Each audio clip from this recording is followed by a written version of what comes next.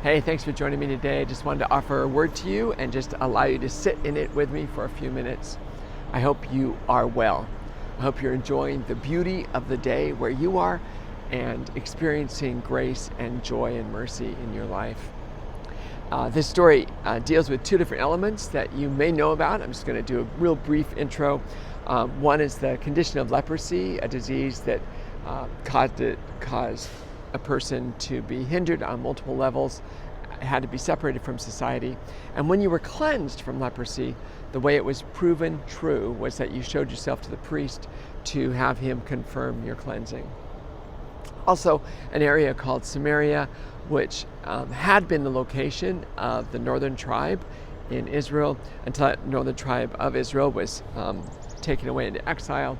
It was resettled with a bunch of different people groups, and so became a people that was called the Samaritans because they were from the area of Samaria, but they were hated by the Jews because they weren't Jewish, but they sort of adapted some Jewish ritualistic kind of appreciation. Anyway, so they're hated by the Jews. So that's the dynamic of Samaritans. There's so much more to say, but I'm not going to say it. That's where our story begins. So Jesus was heading towards Jerusalem, and he had to pass through Galilee and Samaria. He came to a certain village, and there was 10 lepers from that area stood at a distance and called to him, saying, "Jesus, Master, have mercy on us." And Jesus responded, "Go show yourself to the priest." As they went, they were cleansed. And one of them came back and gave thanks, glorifying God, and fell down at Jesus' feet, thanking him. And this man was a Samaritan. Jesus said, "Were not all 10 cleansed? And was only this one found to come back and give glory to God? And he is a foreigner." And Jesus said to the man, "Arise, go your way. Your faith has healed you." That's the end of our story. It would have been remarkable to a Jewish listener because of a Samaritan being the one that glorified God and gave thanks in that story, right? And called like a foreigner. That would have been remarkable to a hearer who was a Jewish hearer.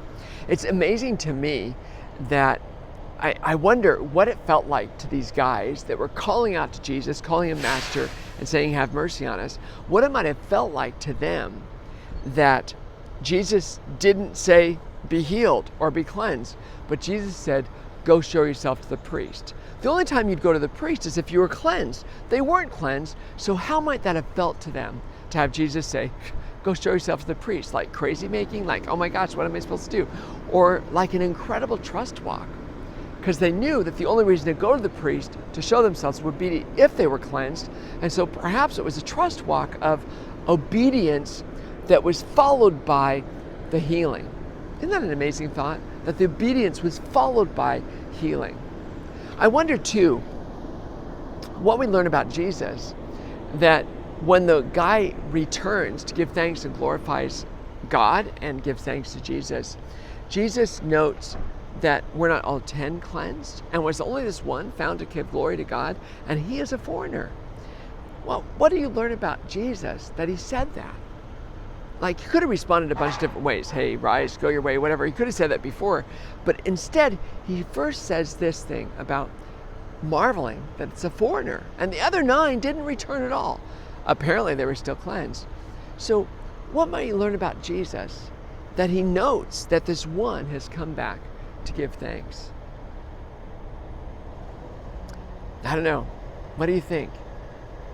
Do you learn that Jesus desires thanksgiving or likes it, or that he notices that this one comes back for thanksgiving? You know, in this very short story, we notice that obedience is followed by the healing that was sought. That the healing didn't precede the obedience. The obedience had to precede the healing. And I wonder today, do we see God giving direction to your life or to my life or to anyone's lives, and that the direction is the stepping stone a person must take in order to get to the promise, the healing that God has for them.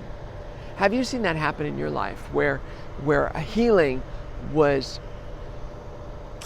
followed, like obedience was a preliminary reality before healing could take place? What experience would you share where that was the case? We had to say yes and to obedience before you were able to experience the healing. And I wonder about this, the reality about seeing that Jesus really values Thanksgiving. How does that impact you today? How might that be useful in your day as you live this life today? I hope you have a day filled with the grace and the healing mercy of God, and that you're prompted moment by moment in this day to give thanks in all circumstances. Hey, great to spend a few minutes with you. Hope you do have a great day. You take the best care. Thanks for spending this time.